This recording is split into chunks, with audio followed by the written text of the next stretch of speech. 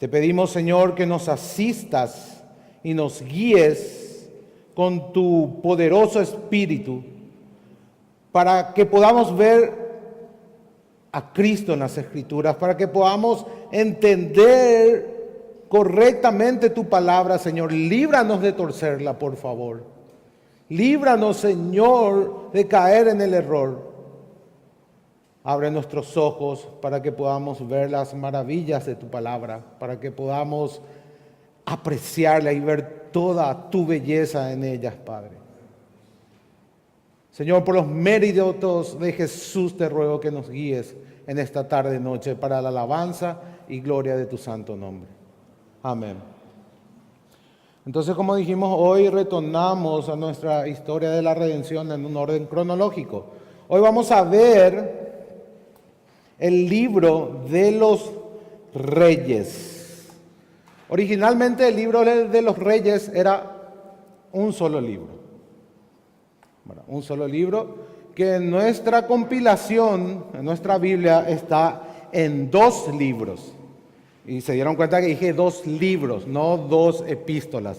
Porque solemos decir primera y segunda de Reyes, pero lo correcto es decir primero de Reyes y segundo de Reyes, porque no es una carta, es un libro. Entonces, estamos acostumbrando a corregir nuestra manera de hablar en ese sentido. Es primero de Reyes y segundo de Reyes. En un principio, entonces, como dijimos, esto era un solo libro, estos libros eran un solo libro. No sabemos, no tenemos el autor del libro. Se cree que se compiló en el tiempo del exilio de Judá, justamente para poder mostrar a los judíos que esa situación de juicio en la cual ellos estaban exiliados en Babilonia no era por una infidelidad de Dios, sino más bien era por su rebelión. Es para traer memoria al pueblo que por la rebelión de Judá, de Jerusalén, de Israel, Dios había traído juicio sobre su pueblo. Entonces ese es uno de los propósitos de este libro. Y un dato importante, hermanos, si ustedes quieren tener toda la historia del Antiguo Testamento, ustedes pueden leer desde Génesis, de corrido, hasta Segunda de Reyes. Ahí prácticamente está toda la historia cronológica del Antiguo Testamento, porque Reyes termina con el exilio. Entonces van a tener todo un panorama de la creación y después de Dios creando un pueblo para sí y la historia de Israel en esta porción del Antiguo Testamento. Está prácticamente toda la historia. Los profetas están dentro de Reyes, los salmos también, prácticamente todos menos Job, ocurren en este periodo. Así que toda la historia del Antiguo Testamento podemos tener desde Génesis hasta Segunda de Reyes. Es un dato importante por ahí si ustedes quieren tener en sus mentes la historia corrida de una manera cronológica y ordenada, poder leer de corrido de Génesis hasta Segunda de Reyes es una buena idea, por así decirlo. Dijimos entonces que era un solo libro, que no sabemos el autor y que probablemente se compiló en el tiempo del exilio. ¿Qué parte de la historia está en Reyes? Primero vamos a acordarnos qué parte de la historia terminó en Segunda de Samuel. ¿Quién recuerda? Segunda de Samuel. ¿La historia de quién nos narra? De David, el rey David. Un repaso. Segundo de Samuel. Primer libro de Samuel nos narra la historia, recuerdan, de Samuel, justamente el llamado de Samuel. Luego la unción del rey Saúl, y luego comienza a hablar un poco de David al final. Pero el segundo libro de Samuel es el libro que nos habla del rey David. Primera de Reyes, entonces, empieza con la muerte de David y la sucesión del rey Salomón. Los primeros capítulos del primer libro de Reyes nos habla de Salomón, de la construcción del templo, de su vida y también del juicio que Dios trae en tiempos de Salomón.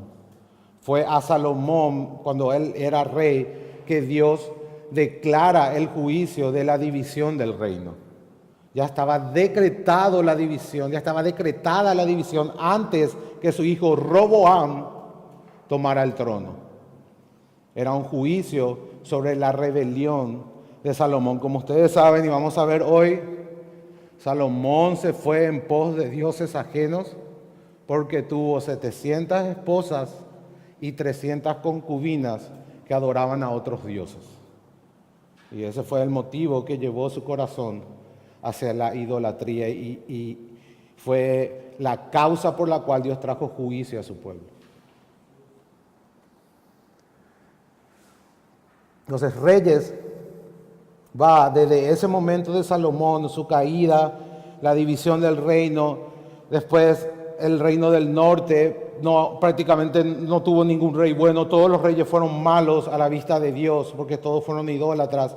En el reino del sur, el reino de Judá, que estaba en Jerusalén, quedaron 2 tribus, hubo reyes malos y reyes buenos, pero al final también Dios trajo su juicio y fueron en el exilio. Toda esta historia está en el libro de Reyes, en el primer libro y en el segundo libro de Reyes, desde Salomón hasta el exilio. Entonces, esta parte de las Escrituras nos narra un drama. Nos narra cómo interactúan las promesas de misericordia de Dios con las advertencias de juicios. Y podemos ver estos 2 temas aplicados a su pueblo, mezclándose y interactuando entre ellas para al final de cuentas cumplir el propósito eterno de Dios. Entonces, de eso es que el libro de Reyes se trata. Podemos comenzar, para tener un fundamento, un contexto del libro de Reyes, en dar lectura al capítulo 28 de Deuteronomio. Pueden abrir su Biblia, hermanos. Es muy importante, como dijimos, en Reyes interactúan las promesas de misericordia y las advertencias de juicio. ¿Dónde está eso en la ley claramente? Deuteronomio 28 y Deuteronomio 29. Ahí tenemos las promesas y las maldiciones que van a caer sobre el pueblo de Dios. Vamos a leer entonces el primer versículo del capítulo 28 del libro de Deuteronomio.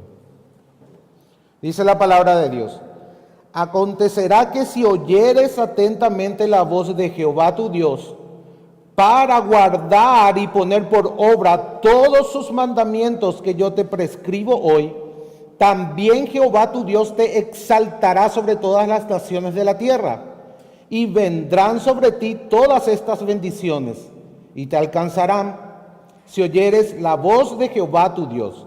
Bendito serás tú en la ciudad y bendito tú en el campo.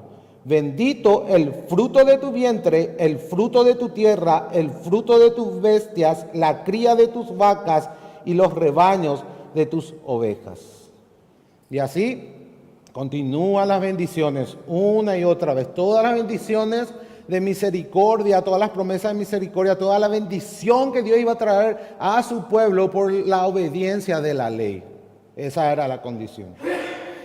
Ahora podemos saltar al versículo 58. Dice: si no cuidares de poner por obra todas las palabras de esta ley que están escritas en este libro, teniendo este nombre glorioso y temible, Jehová tu Dios, entonces Jehová aumentará maravillosamente tus plagas y las plagas de tu descendencia, plagas grandes y permanentes, y enfermedades malignas y duraderas, y traerá sobre ti todos los males de Egipto, delante de los cuales temiste, y no te dejarán. Y ahí comienzan las maldiciones, las advertencias de juicio y toda la maldición que iba a caer sobre su pueblo si ellos no guardaban el pacto. ¿Qué era guardar el pacto? Obedecer la ley de Moisés. Ese era el pacto mosaico. Ellos tenían que guardar todos los mandamientos que Dios les reveló en el Sinaí. y que fueron repetidas en Deuteronomio a la segunda generación que no pereció en el desierto y que va a entrar a la tierra prometida. Podemos saltar ahora al versículo 64. Venían las maldiciones en el versículo 64 dice: y Jehová te esparcirá por todos los pueblos, desde un extremo de la tierra hasta el otro extremo, y allí servirás a dioses ajenos que no conociste tú ni tus padres, al leño y a la piedra. Entonces, en Deuteronomio tenemos las bendiciones y las maldiciones. Ellos sabían lo que iba a pasar con ellos mismos si no guardaban el pacto. Dios ya les adelantó que iba a esparcirle en las naciones. O sea que ellos iban a ir de nuevo al exilio. Así como Adán no guardó el pacto en el Edén, cuando vino la maldición fue expulsado, fue al exilio. Así también Israel, por no guardar el pacto, iba a ser expulsado de la tierra prometida, de la tierra donde ellos iban a vivir con la bendición de Dios, en la presencia de Dios y bajo el gobierno de Dios.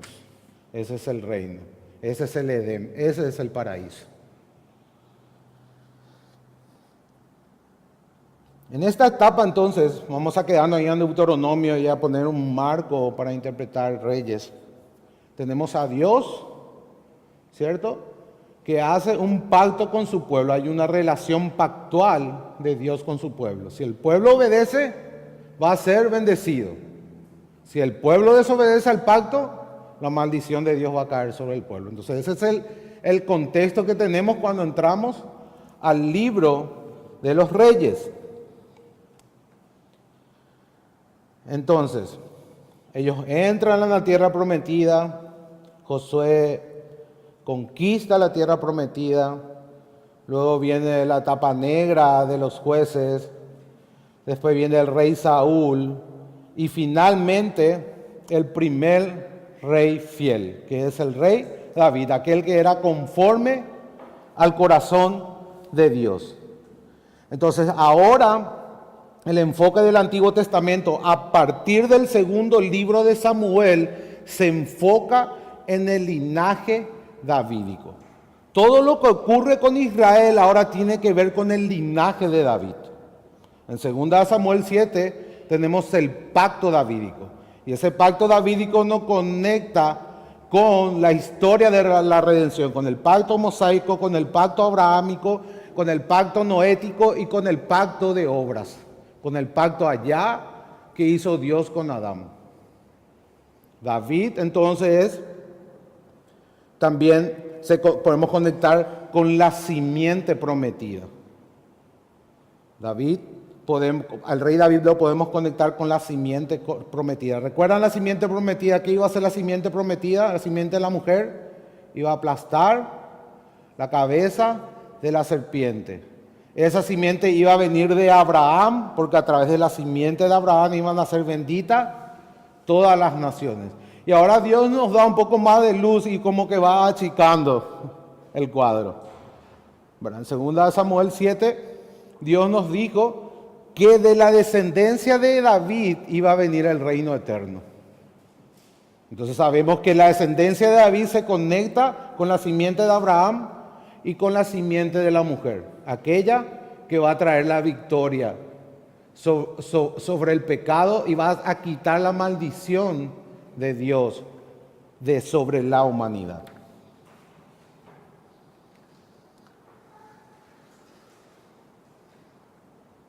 Entonces, a partir de acá, a partir de 2 Samuel, capítulo 7, entonces podemos agregar un participante más en esta relación que teníamos de Dios y su pueblo. Ahora tenemos a Dios, el rey, porque Dios hizo un pacto con el rey y su pueblo. Entonces el rey es un mediador del pacto ahora. Lo que el rey haga va a terminar afectando a todo Israel. Sí o sí, de manera positiva o de manera negativa. Ahora el rey es el representante del pueblo delante de Dios. David es el mediador de este pacto, ahora de la relación que tiene Dios con su pueblo. A partir de segundo de Samuel, capítulo 7. Entonces tenemos que ahora interpretar todo lo que ocurra desde allí cronológicamente bajo la luz del pacto davídico, entendiendo que el rey ahora es el mediador del pacto, el rey que es descendiente de David.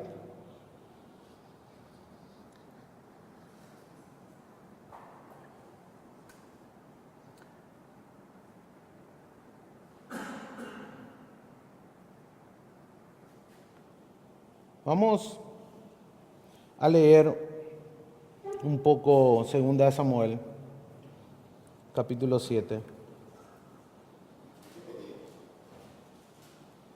Hay algo acá importante.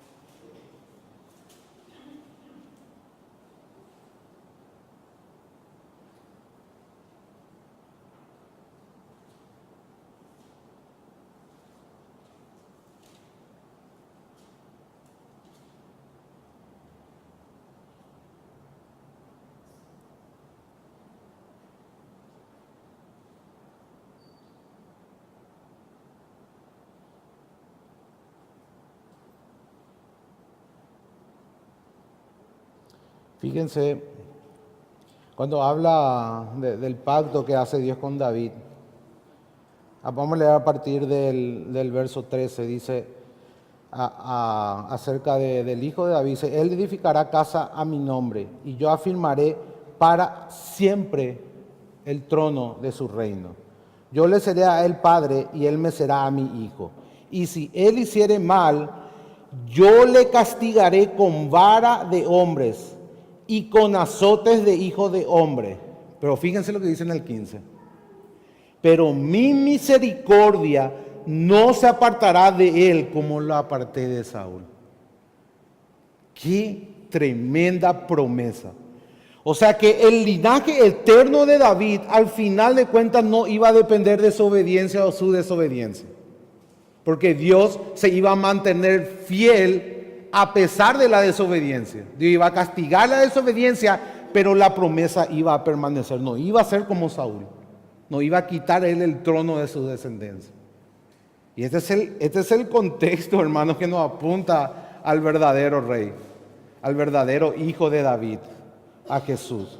Dios está acá dando una promesa que se va a cumplir sí o sí, sin importar el papel que juega el hombre en esa promesa. Es una promesa incondicional. Él va a intervenir y va a hacer que se cumpla. Va a hacer que se cumpla. Y es el pacto davídico.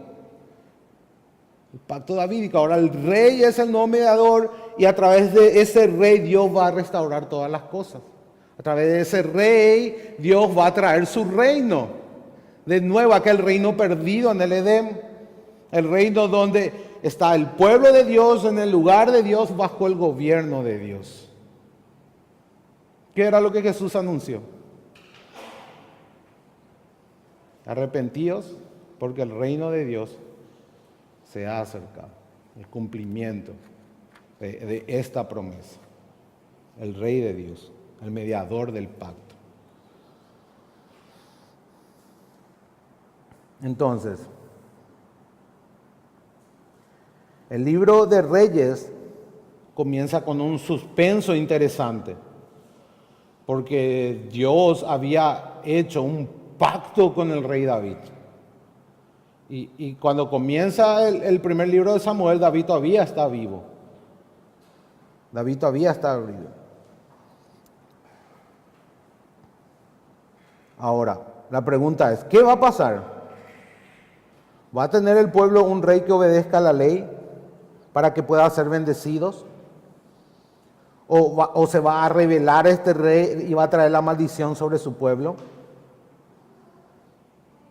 ¿Qué va a pasar? Al final, ¿qué va a suceder? Segunda Samuel ya nos dijo todo, ya nos dio todo el contexto. Dios iba a corregir la desobediencia de su rey. Dios iba a castigar, Dios iba a traer juicio si ellos se rebelaban, pero su promesa iba a permanecer. Su promesa iba a permanecer. Entonces eso es lo que va a pasar en el libro de los Reyes. Vamos a leer un poco lo que nos dice la palabra del rey Salomón. Vamos a leer el capítulo 2 de Primera de Reyes. Acompáñame, por favor. Capítulo 2 de Primera de Reyes, versículo 1 en adelante. ¿Quién es Salomón? Bueno, acá nos va a decir quién es Salomón.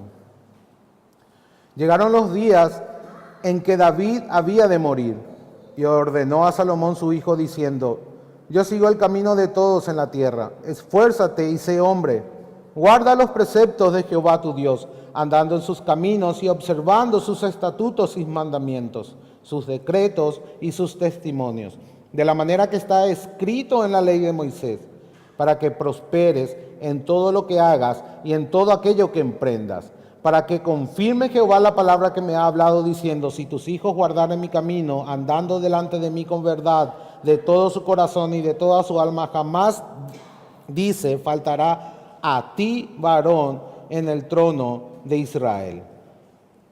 En esta palabra entonces vemos dos promesas claves que Dios le hizo a David: que su linaje nunca iba a faltar, y que los descendientes de David, empezando por Salomón, están encargados de vivir los caminos de Dios, guardar su decreto y mandamientos si quieren experimentar la bendición de Dios. Una vez más está la idea del rey como representante del pueblo ante Dios. Es interesante que muy pocos éxitos mundanos de los reyes se reportan en estos libros. Lo que realmente le interesa al autor es si están obedeciendo a Dios o no. Siempre Reyes nos habla de eso. Un ejemplo claro. Nos dice que todos los reyes del norte eran reyes malos. Hicieron lo malo delante de Jehová, como Jeroboam, su padre. Jeroboam, el primer rey del norte, ¿verdad? Sin embargo, el reino del norte llegó a experimentar momentos de prosperidad únicos. Llegó a ser muy próspero, un país grande, fuerte, extendió sus territorios en un tiempo, era un país conquistador y había mucha prosperidad, pero para Dios seguían estando bajo la maldición. Porque lo que importaba delante de Dios es que ellos guarden el pacto, que ellos cumplan la ley de Moisés, porque ese era el pacto bajo el cual ellos estaban.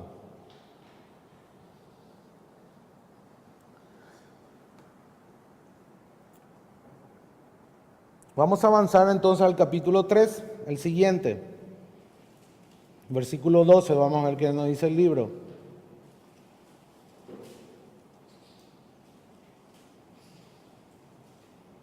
¿Recuerdan este evento?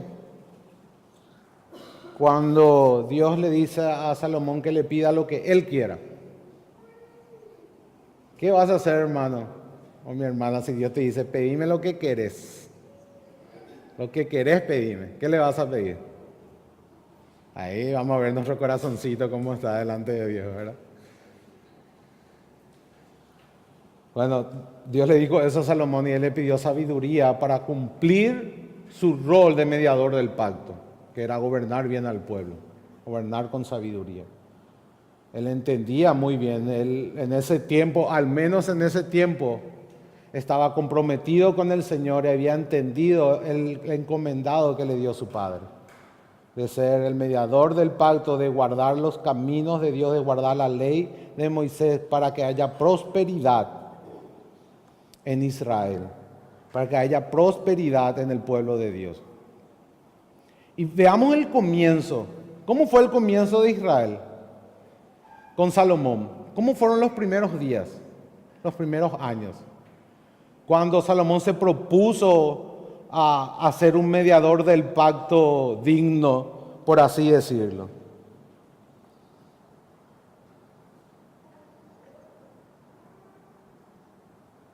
¿Cómo fue?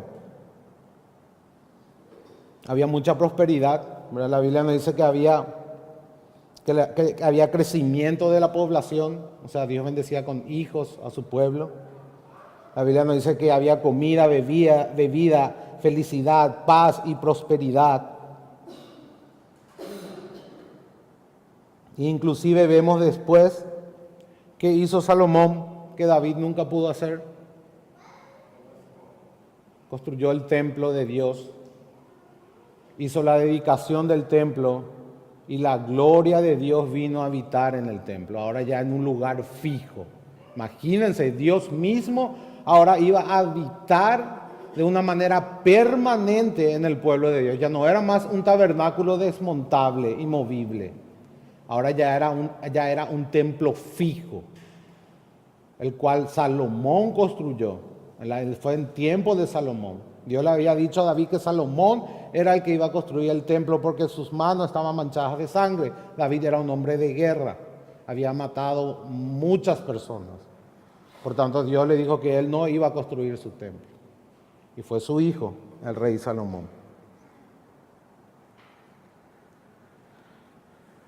En el capítulo 8, versículo 56, vemos la dedicación del templo. Vamos a ver un poco la oración que hizo Salomón.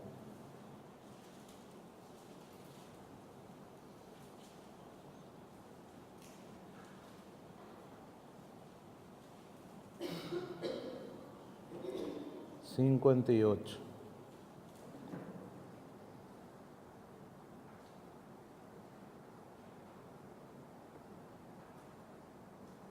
Bendito sea Jehová que ha dado paz a su pueblo Israel, conforme a todo lo que él había dicho. Ninguna palabra de todas sus promesas que expresó por Moisés, su siervo, ha faltado. Esté con nosotros Jehová nuestro Dios, como estuvo con nuestros padres, y no nos desampare ni nos deje. Incline nuestro corazón hacia él, para que andemos en todos sus caminos y guardemos sus mandamientos y sus estatutos y sus decretos, los cuales mandó a nuestros padres.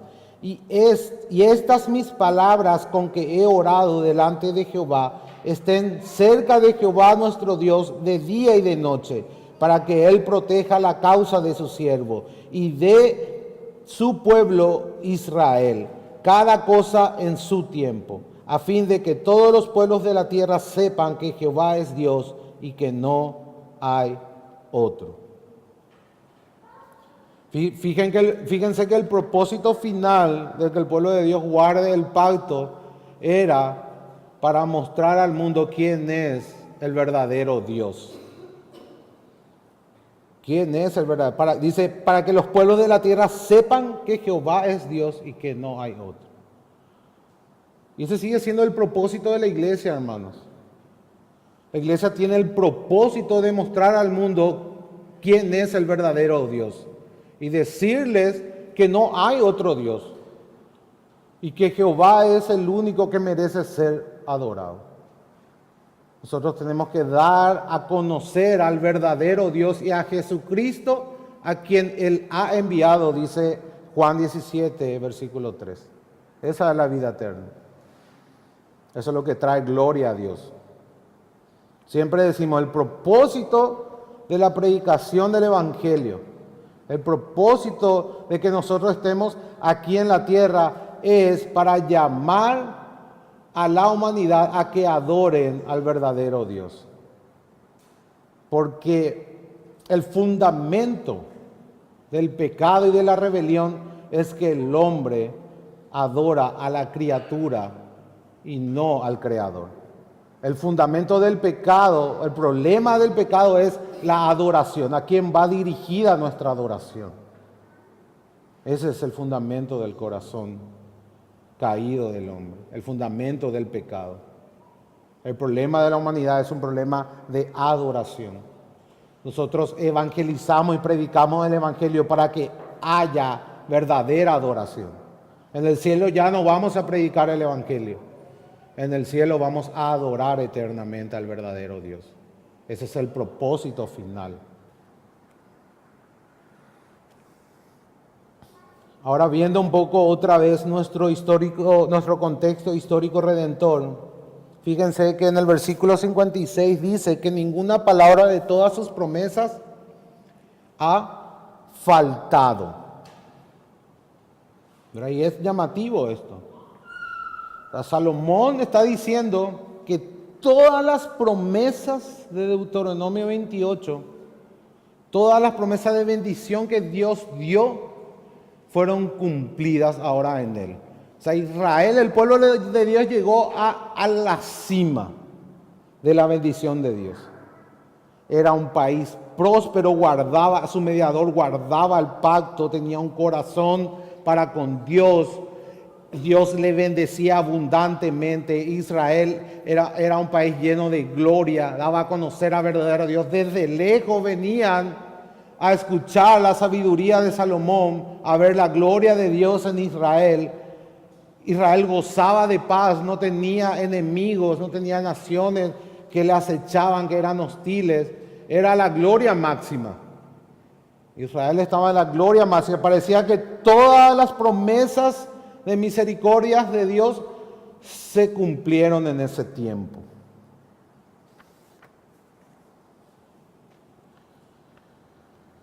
Ahora,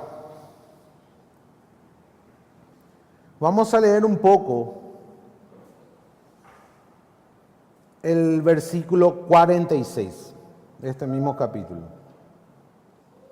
Y eso nos trae un poco de luz.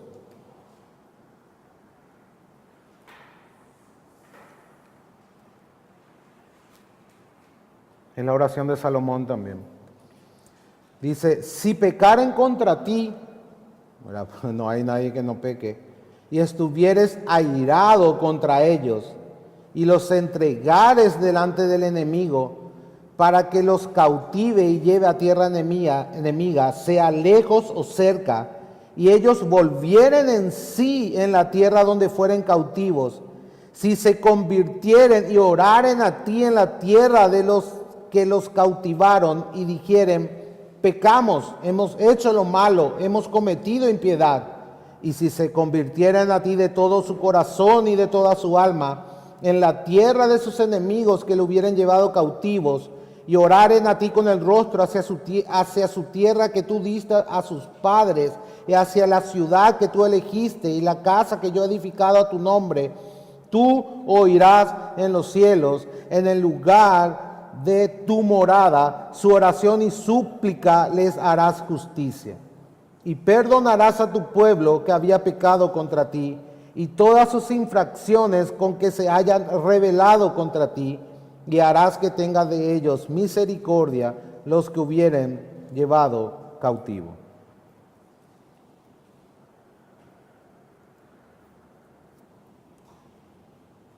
¿Qué nos dice entonces el texto?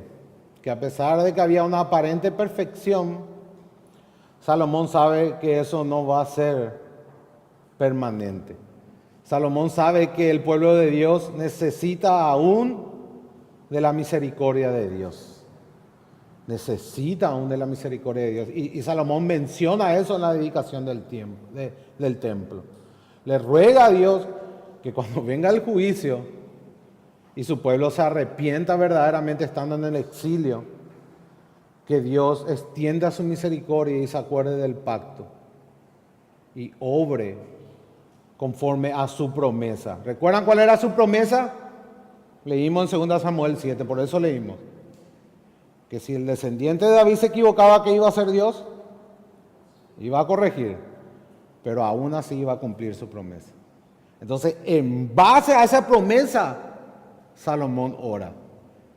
¿Qué aplicación podemos sacar acá, hermano? Vamos a sacar una aplicación. Nuestras oraciones tienen que ser conforme a la palabra de Dios. Tenemos que entender perfectamente lo que Dios ha prometido y lo que Dios no ha prometido. Tenemos que entender también lo que Dios ha advertido y lo que no ha advertido. Y en base a eso orar. Salomón conocía las promesas y la advertencia de Deuteronomio 28 y 29, pero también conocía el pacto davídico que Dios hizo con su padre. Sabía que Dios se iba a mantener fiel y que Dios no iba a permitir que ese cumplimiento no se materialice. Entonces, en base a esa promesa, Salomón ora. Salomón no ora dirigido por sus emociones, aunque sí acompañan sus emociones, porque la palabra direcciona nuestras emociones de una manera correcta. La oración de Salomón está fundamentada en la palabra de Dios.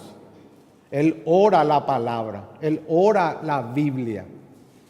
Y eso nosotros también tenemos que acostumbrarnos a hacer. Orar conforme a su voluntad. Y si oramos conforme a su voluntad, tenemos la certeza que Él nos oye. Amén.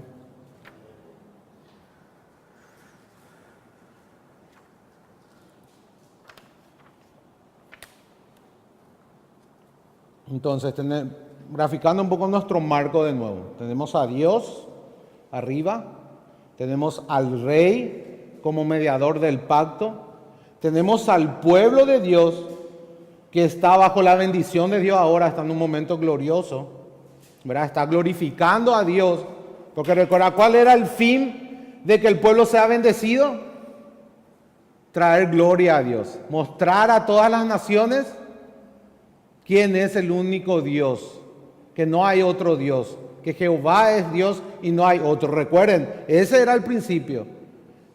El fin de las bendiciones no era Israel, era la gloria de Dios. Dios bendecía a Israel para que Él sea glorificado en medio de esas bendiciones y los pueblos vean quién es el verdadero Dios. Ese es el propósito final. Siempre se cumple, Efesios 1, todo lo que hace para la alabanza de la gloria de su gracia. Todo es para la gloria de Dios, soli deo gloria. ¿Verdad? Y cuando nosotros estamos dando gloria a Dios, es que recibimos el bien. Nos deleitamos, gozamos y somos bendecidos. Esa es la verdadera bendición, dar gloria a Dios. Vemos entonces que ese marco teológico está en toda la Biblia, hermanos. En el Antiguo y el Nuevo Pacto. Tenemos el mismo marco teológico. Todo lo que Dios hace, lo hace para su gloria. Y cuando nosotros entendemos eso y vivimos para su gloria, estamos bajo su bendición. Somos bendecidos y podemos disfrutar hasta de las cosas terrenales. Hablamos un poco de eso en Eclesiastés, ¿recuerdan? Bueno, todo estaba espectacular hasta el capítulo 11. En el capítulo 11 viene la debacle de nuestro mediador del pacto. Versículo 3. ¿Qué dice el versículo 3? El capítulo 11. Dice, y tuvo, hablando de Salomón, 700 mujeres reinas y 300 concubinas, y sus mujeres desviaron su corazón. ¿Recuerdan? Esa es una advertencia que estaba en la ley. ¿Por qué Dios le prohibió a través de la legislación mosaica a los israelitas que se den de casamiento con las mujeres cananeas, o con los moabitas, o con las amonitas, o con otras mujeres que no sean israelitas? Porque justamente le dice Dios, si vos te casado, da a tu hijo o tu hija para que se case con ellos, van a arrastrar su corazón hacia los dioses falsos. Van a terminar adorando a otro Dios. ¿Verdad? Ese principio sigue en el Nuevo Testamento. No os unáis con yugo desigual. ¿Qué pasa? No, pastor, lo que pasa es que yo le voy a convertir, yo tengo fe. No, ella te va a convertir a vos. O él te va a convertir a vos. Eso es lo que va a pasar si vos te casás con un incrédulo. Vas a terminar convirtiéndote al mundo. A lo mejor no vas a perder tu salvación, pero tu vida va a ser desdichada y miserable. Eso te lo puedo asegurar.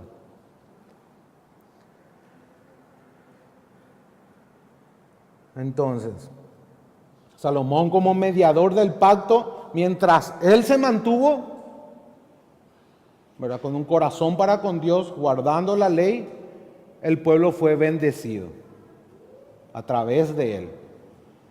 Vino la bendición del pacto de Dios, las bendiciones que Dios había dado en la ley, en el pacto mosaico, y a través del pacto davídico. Entonces esa relación ahora es del rey con Dios. Si el rey obedecía, toda la nación era bendecida. Al final, Salomón se desvía por lo que acabamos de leer y es ahí donde comienza a entrar las maldiciones de Dios, comienza a interactuar las advertencias que Dios había dado con las promesas de misericordia que Dios había dado.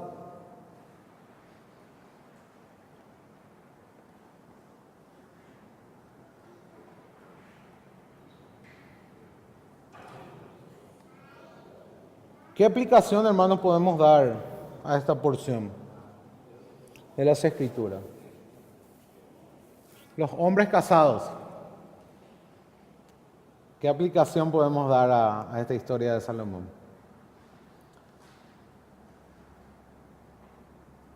Nuestras decisiones y nuestro corazón para con Dios puede definir la bendición o la desgracia de nuestra familia. Porque en un sentido, los varones en los hogares son los representantes de cada familia delante de Dios. Esa es una aplicación así a menor escala, por así decirlo. Es muy difícil en un hogar cuando el esposo no está firme para con Dios. Es muy difícil, hermano. Porque él es la cabeza. En el rol que da Dios, el varón tiene el liderazgo espiritual de cada familia. Y en ese sentido, él es responsable delante de Dios. ¿Recuerdan en el Edén lo que pasó? ¿Quién fue la que pecó primero? ¿Por dónde entró el pecado verdaderamente en la historia narrativa? Eva fue la primera, pero ¿a quién Dios demandó? ¿A quién Dios pidió cuentas cuando llama a Adán? Porque él era el representante. Él era, por así decirlo, el mediador del pacto a menor escala. Él era responsable por lo que pasaba con su familia. Y así también nosotros varones y aquellos que van a ser también esposos deben entender este principio divino. Que depende de ustedes el bienestar espiritual de su familia. Depende de ustedes, hermanos.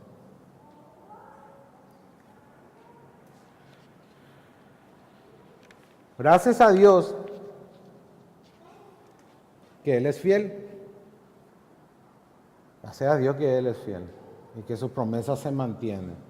Gracias a Dios que Él no nos deja en un estado de desobediencia. Aunque sufrimos consecuencias, ¿qué hace Dios? Disciplina a todo aquel que ama. Él corrige a aquel que está en pecado y no permite que continúe en ese estado. A lo mejor trae juicio, sí, trae disciplina, pero no para destrucción, sino para corrección, porque Él se mantiene fiel a su promesa. Y su promesa está más allá de nuestra obediencia o desobediencia. Si hay obediencia, vamos a pasarla relativamente mejor. Si hay desobediencia, vamos a pasarla relativamente peor. Pero el fin es el mismo al final, porque Él es fiel. Porque Él es fiel a su pacto. ¿Preguntas?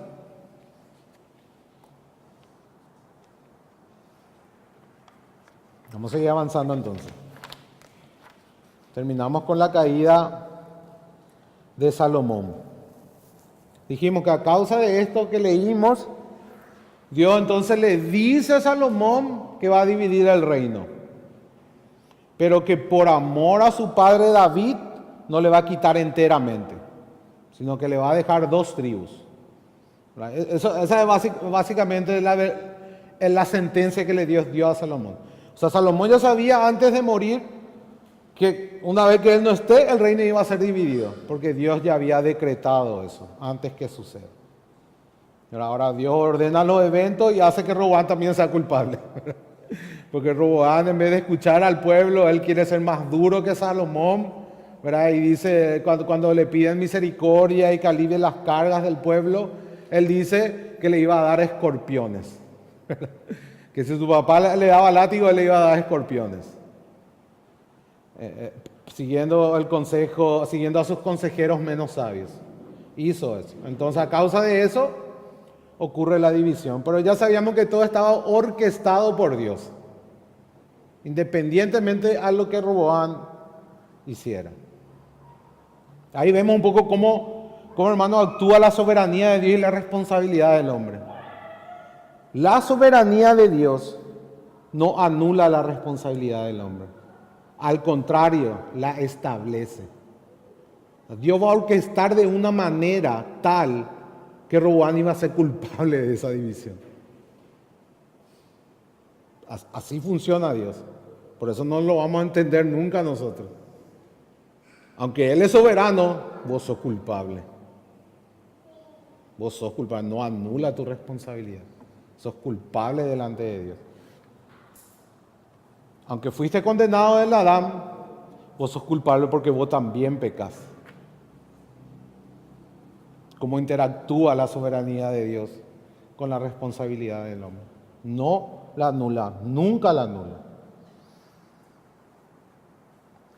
¿Qué pasó entonces en la división, hermanos? Tenemos ahora dos reinos. El reino del norte, que también es llamado en la Biblia. Ahora tenemos nuevos nombres. Hay nuevos nombres. A partir de Primera de Reyes 12 en adelante, tenemos que entender que cuando leemos va a haber nuevos nombres. Cuando hablaba de Israel, hablaba de todos los judíos. Ahora no. Ahora si ves que dice Israel a partir de Primera de Reyes 12, se refiere solamente al reino del norte. El reino del norte ahora es Israel o Efraín o Samaria. Esos tres nombres usa de manera intercambiable el Antiguo Testamento a partir de Primera de Reyes capítulo 2. Y con el reino del sur, donde quedó la dinastía davídica, aquel linaje que tenía el pacto, que tenía la promesa, ahora se llama Judá. Judá o Jerusalén o el reino del sur. Cualquiera de esos nombres. Pero más Judá y Jerusalén. Dijimos ya hace rato que el primer rey de Israel se llamaba Jeroboam. Y es muy importante esto, porque de aquí en adelante Jeroboam va a ser aquel por el cual todos los reyes iban a ser apuntados. Cada vez que Dios habla de un rey del norte, o de Israel, o de Efraín, va a decir, y anduvo en los mismos pecados que su padre Jeroboam. Desde Jeroboam, el primer rey, todos fueron malos delante de Dios. Aunque algunos gozaron de prosperidad militar, política, económica y social, para Dios estaban muertos. Para Dios fueron reyes malos que iban acumulando ira para el día de la ira. ¿Qué hizo Jeroboam? A ver quién recuerda, hermanos. ¿Qué hizo Jeroboam? ¿Cuál fue el pecado de Jeroboam al cual Dios siempre apuntaba? Un culto pagano. Amén. Lo que pasó es que Jeroboam se llevó 10 tribus, ¿verdad? Pero el templo, ¿dónde seguía estando? En Judá, en Jerusalén. Entonces Jeroboam, en la carne, así en términos cristianos, en la carne piensa, no, yo no puedo permitir que el pueblo vaya a adorar a Jerusalén, o si no, su corazón se va a inclinar hacia el rey de Judá. Entonces, ¿qué hace Jeroboam? Construye 2 becerros de oro. Y ahí parece un chiste, ¿verdad? Como si fuera, parece que no leyó Éxodo Jeroboam. Construye 2 becerros de oro para implementar un culto a Jehová, pero a su manera. Y lo hace colocando estratégicamente. Lo coloca uno en Betel, que está en la frontera con Judá, y otro lo coloca bien al norte en Dan. Entonces, ¿qué hace Jeroboam? Cubre todo el territorio de Israel en cuanto a los compromisos religiosos. Todos aquellos que estaban de acá para abajo ya no cruzaban a Jerusalén, sino por orden y decreto del rey tenían que adorar en Betel. Él estableció una nueva religión para asegurar políticamente el país. Y ese fue el pecado por el cual Dios apunta constantemente a todos los reyes de Israel. No hubo ni un solo rey que no haya adorado en esos 2 templos, aparte de adorar a otros dioses. Ese es el pecado de Jeroboam. al cual todo el libro de Reyes va a ser referencia.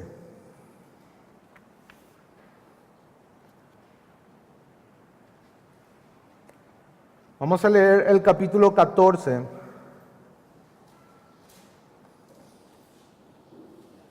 Vamos a leer un poco lo que dice.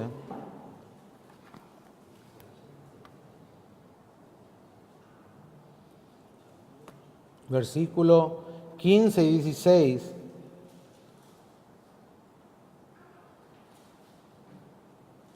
Dice, Jehová sacudirá a Israel al modo que la caña se agita en las aguas, y él arrancará a Israel de esta buena tierra que había dado a sus padres, y los esparcirá más allá del Éufrates, por cuanto han hecho sus imágenes de acera, enojando a Jehová.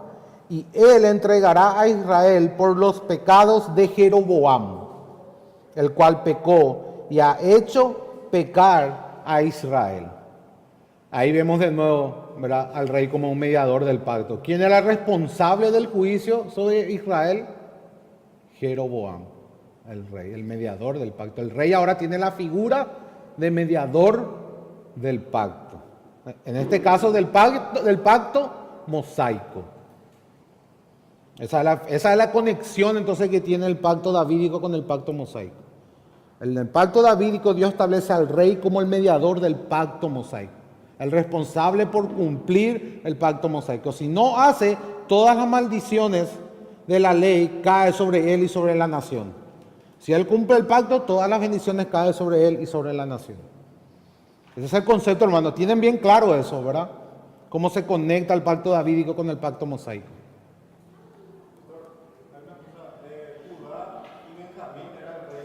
Sí, Judá y Benjamín.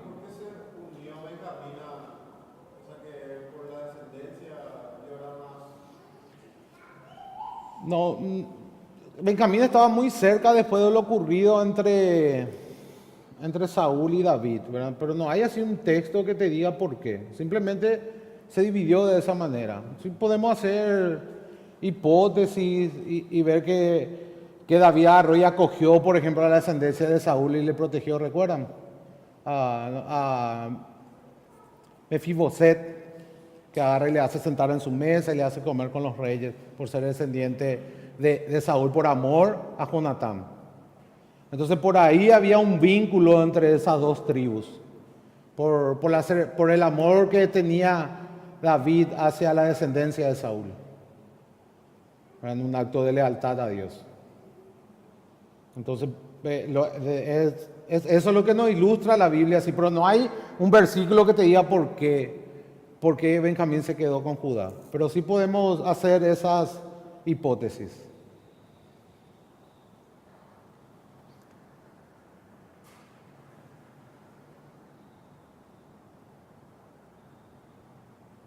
Entonces, en tiempo de Jeroboam ya vino el decreto de Dios, que acabamos de leer en el capítulo 14.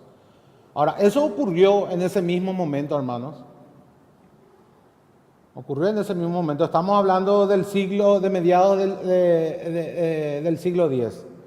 Esto ocurrió del año 900 y algo, más o menos. 920, 930. La división. ¿Ocurrió enseguida esta sentencia de Dios, este juicio? ¿O cuánto tiempo tardó? Tardó 200 años. El reino del norte cae recién en el año 722 por el reino de Asiria. Sargón II fue el último. Entonces 200 años tardó Dios y esperó pacientemente sin que haya un solo rey que haya restaurado la adoración en Israel. En 200 años no hubo ni uno solo que guardó el pacto y Dios esperó pacientemente. Y cuando Dios espera pacientemente comienza a actuar. Fíjense, hermano, la misericordia de Dios. ¿Qué hizo Dios? Ahora recuerdan, teníamos a Dios, el rey, el mediador del pacto, el pueblo que estaba por debajo, que estaba bajo la bendición, ¿verdad?, que daba gloria a Dios, pero que necesitaba misericordia. Aún estaba bajo la bendición porque aún no cayeron las maldiciones, ¿verdad? Aún estaba dando de cierta medida gloria a Dios y aún estaba necesitando la misericordia de Dios. Pero Dios introduce ahora un nuevo rol en esta relación. ¿Quiénes son los que aparecen ahora en Reyes? Los dos profetas más famosos de Reyes, los únicos profetas que no escribieron libros, Elías y Eliseo. Ellos son del reino del norte. Ellos aparecieron justamente ¿para qué? Ahora es como el mediador del pacto había entrado una rebelión, ahora Dios pone un rol más encima que son los profetas. Dios envía profetas ¿para qué? Para que le diga al rey que guarde el pacto. Para que se acuerde el rey que él no tiene ninguna autoridad por sobre Dios, que él no se pertenece a sí mismo, que él es un representante del Dios delante del pueblo, que él no tiene ninguna autoridad fuera de Dios. Lo llama al arrepentimiento, lo llama a guardar el pacto. Ese es el papel de los profetas y por eso era que le iba tan mal. Por eso era que los profetas eran martirizados. ¿Por qué? Porque el rey era alguien que tenía poder. El rey era alguien que hacía así y morías. El rey amanecía de mal humor y vos entrabas mal y morías. Israel absorbió la manera de gobernar de los reyes orientales, que eran tiranos y despóticos. Inclusive Salomón mismo adquirió el concepto del harén de los reyes orientales. Por eso tuvo 700 esposas y 300 concubinas. Salomón tenía un harén oriental de los reyes orientales. Ellos absorbieron toda la cultura. En vez de guardar el pacto y ser distinto a las otras naciones, ellos empezaron a consumir, el mundo empezó a entrar en Israel, por así decirlo, a comportarse igual a las naciones que estaban alrededor. Bueno, entonces ahora aparece un rol nuevo, que son los profetas, que primero recuerdan a los reyes que no pueden hacer lo que quieran y les anima o les exhorta a que guarden el pacto, porque si no, ¿qué iba a pasar? ¿Qué tenían que decirle los profetas a los reyes? Que todas las maldiciones iban a caer sobre ellos. De eso se trata todo el Antiguo Testamento. Estaba todo ya en Deuteronomio. Y van a venir las naciones del norte, aquellos que van a tener una lengua que ustedes no entienden, y van a venir y le van a llevar cautivos. Y eso tenía que venir a decirle los profetas a los reyes. Cada vez que aparecía un profeta era el mismo mensaje al rey.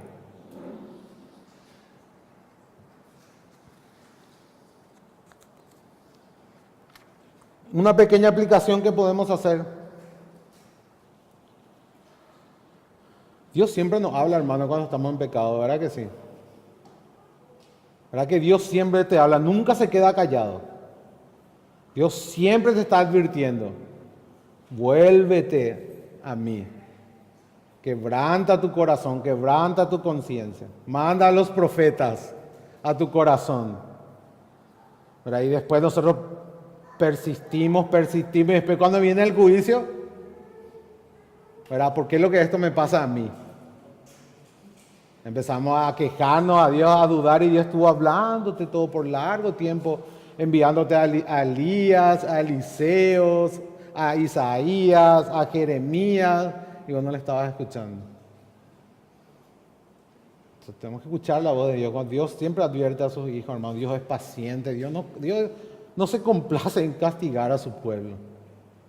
Dios no es ese Dios de la era medieval, un Dios airado y lejano. No, Dios es un Dios lleno de misericordia y que está cerca siempre de su pueblo, que ama a su pueblo. 200 años tardó sin que ni un rey fuera bueno. Imagínense nada.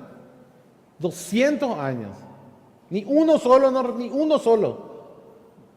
Ni sombra. Que hizo una cosa buena, pero también lleno de maldad, que aniquiló a la descendencia de Jezabel. Pero tampoco no fue un rey bueno. ¿Por qué? Porque para Dios un rey bueno era un rey que actuaba como un mediador del pacto. Debía de guardar el pacto, y Jehú no lo hizo. No derribó los templos de adoración pagana de los 2 becerros. no adoró como Dios había determinado que tenía que adorar. Entonces para Dios no fue tampoco un rey bueno, aunque hizo algo bueno.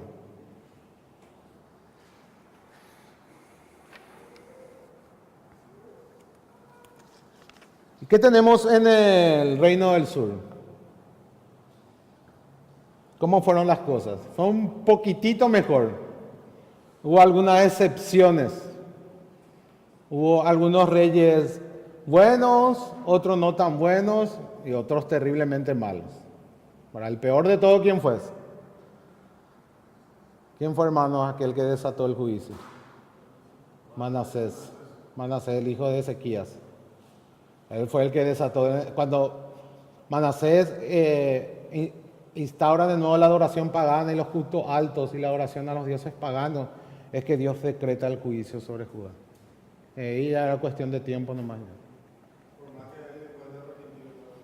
Ya estaba el juicio decretado. Fueron 2 o 3 generaciones después que vino ya a Babilonia a llevarles cautivos. Prácticamente. Y ya no hubo luego ningún rey bueno.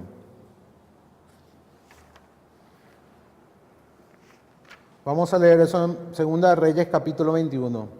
Acompáñenme, hermanos.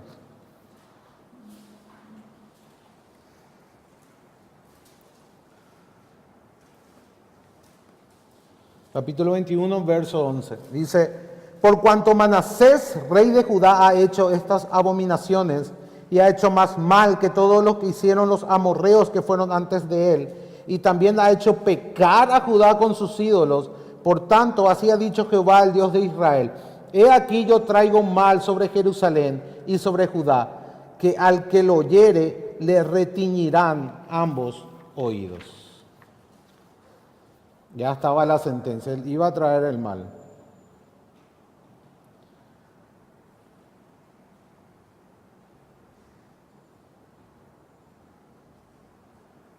Ahora, un comentario aquí. Cada vez que Dios evaluaba a un rey de Judá, siempre lo comparaba con David. ¿Recuerdan que en el norte, quién era la referencia siempre? Jeroboam. Porque del primero hasta el último todos fueron malos, pero todos persistieron en el pecado que Jeroboam implantó en Israel. Ahora, cada vez que Dios evaluaba a un rey del sur, decía que iba a castigar, pero que no lo iba a hacer por amor a su siervo David. Y ese término van a ver siempre en la evaluación de los reyes de Israel. O que era un rey malo y no fue conforme a su padre David. Tanto positiva o negativamente, Dios siempre va a comparar a los reyes de Judá con David. Él era el rey modelo, por así decirlo. Era el rey sobre el cual estaba el pacto que Dios había dado. Había un rey más bueno que David en Judá. Había uno mejor. Vamos a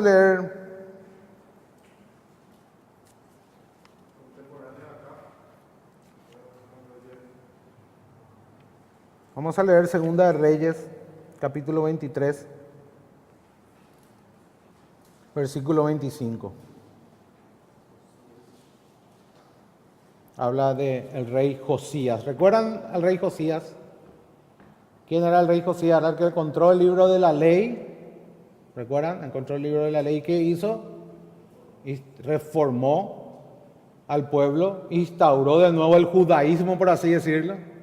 Era el pacto mosaico. O sea, imagínense a qué punto llegó Judá.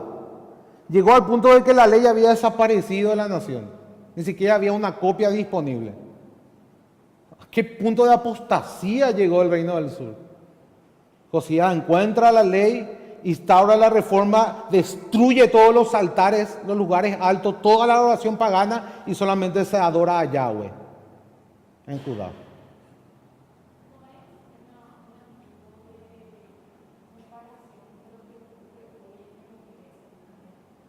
También.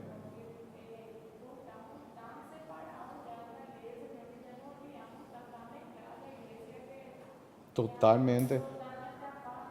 Es que se aplica, en algún sentido se aplica el rey como mediador del pacto a los líderes de la iglesia. O sea, ¿a quién Dios va a demandar cuenta por cada iglesia local? La Biblia dice, para que los pastores van a tener que rendir cuenta a Dios por las almas. Entonces, en un sentido se aplica también de esa manera. Pero la iglesia nunca va a estar tan distinta a como están sus líderes. En algún sentido los líderes modelan a cada iglesia, quieras o no, porque son los que están enseñando. ¿Verdad? En algún sentido, hay un sentido de aplicación ahí. Es muy difícil que la iglesia se levante en santidad, justicia, conocimiento y pureza por encima de sus líderes. Es muy difícil. ¿Por qué? Porque siempre la enseñanza viene de sus líderes. Entonces, en algún sentido también se aplica. Exactamente, mi hermano, se aplica totalmente a las iglesias. Vamos a leer entonces lo que dice acerca de Josías. Miren, hermanos, no hubo otro rey antes de él que se convirtiese a Jehová de todo su corazón, de toda su alma y de todas sus fuerzas, conforme a toda la ley de Moisés, ni después de él nació otro igual. ¡Wow! Parece que Josías le pasó a David, ¿verdad? Fue tremendo, fue una reforma, un avivamiento. O sea, Josías apareció en un tiempo donde había una apostasía total y él fue un rey súper radical. Él exterminó toda la idolatría de raíz y empezó a guardar el pacto, fue un mediador del pacto así a rascatabla. Punto por punto, coma por coma, tilde por tilde guardó la ley. Lo tremendo de esto es que estaba profetizado, hermanos. Vamos a ir al primer libro de Reyes, capítulo 13, versículo 2. Miren lo que dice. Primer libro de Reyes, capítulo 13, verso 2.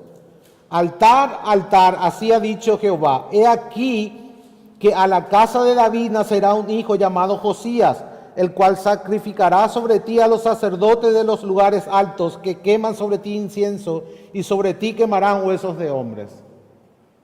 Una profecía que iba a venir un descendiente de David que se llamaba Josías y que iba a destruir todos los lugares altos. O sea, Dios orquestó la venida de Josías. Josías entonces fue el rey ideal en medio de la apostasía. Pero Josías tenía un problema. ¿Cuál era el problema de Josías? Que no era inmortal. El rey que iba a traer la victoria total tenía que salir que venza a la muerte. Porque la muerte era un problema real. La muerte era a la paga del pecado. Entonces a Josías lo único que le faltó es vencer a la muerte. Cosa que no pudo. Murió Josías y de nuevo Judá entra en el mismo ciclo de apostasía, al punto que después viene Manasés y destruye la adoración a Jehová. Después de Josías.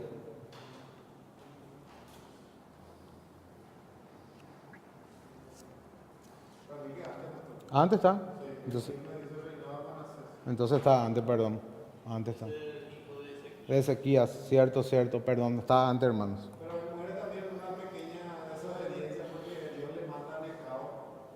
Él muere en la batalla. Y él se opone a Necao y Necao le dice, Dios me está enviando, no te opongas. Y él le cierra el paso. Y él muere de un flechazo. O sea, se puede decir que es una desobediencia de él. No, porque no, o sea, el libro no dice que él fue un rey malo, era lo que acabamos de leer, que dice que no hubo ni un rey como él. Algo así, no recuerdo los detalles de la historia, pero sí recuerdo que él murió enfrentando al rey de Egipto de un flechazo. ¿Verdad? Recibió un flechazo y muere en batalla. En síntesis muere, ¿verdad? Ese es el punto. Muere.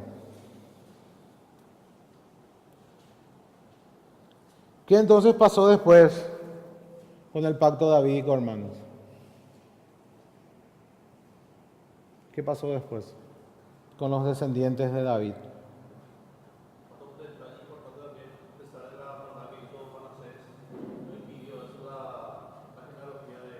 De David.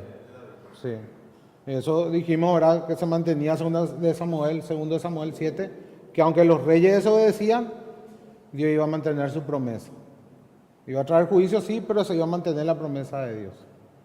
Bueno, después vino Joacim, que fue llevado al exilio, y después asume su tío Sedequías, ¿verdad? Sedequías, ¿qué pasó con Sedequías? ¿Recuerdan ustedes? ¿Qué hace Nabucodonosor con Sedequías? Le mata a toda su descendencia y le quita los ojos. Y le lleva cautivo así, dejando ese último recuerdo en su mente.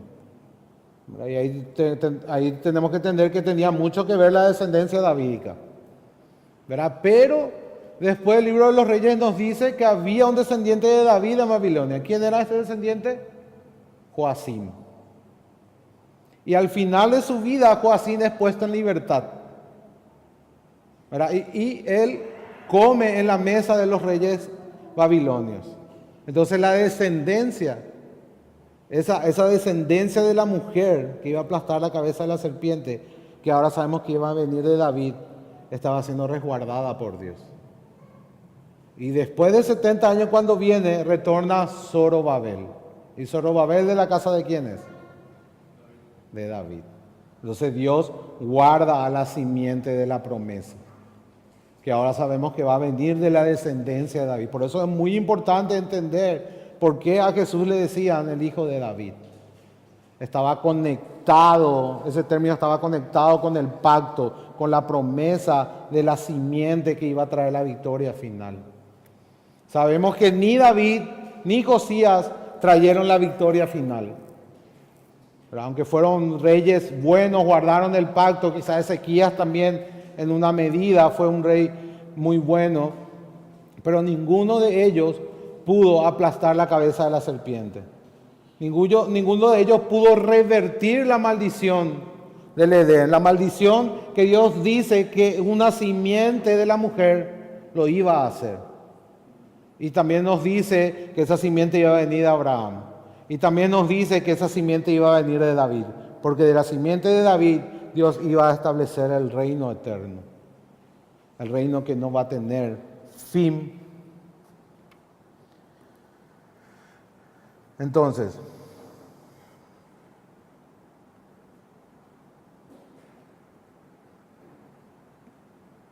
para nosotros que tenemos el privilegio de vivir después de Cristo, podemos ver que el verdadero pináculo de la historia no es Salomón, no es Josías, no es Joaquín, sino Jesús, el Rey eterno.